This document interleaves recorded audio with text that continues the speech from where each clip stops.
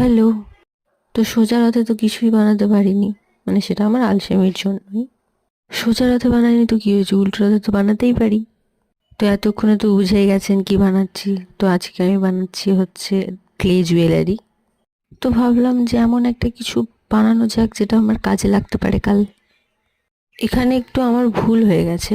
প্রথমে সাদা কালার করে তারপরে কালারটা দিলে তাহলে বেশি সুন্দর লাগতো, কালারটা ফুটতো। আর আমি কোনো কিছু করবো সেটা ভুল হবে না, সেটা তো হতেই পারে না।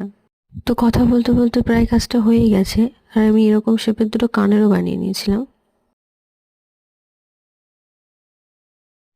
এবার টার্সেলটা লাগিয়ে নেব।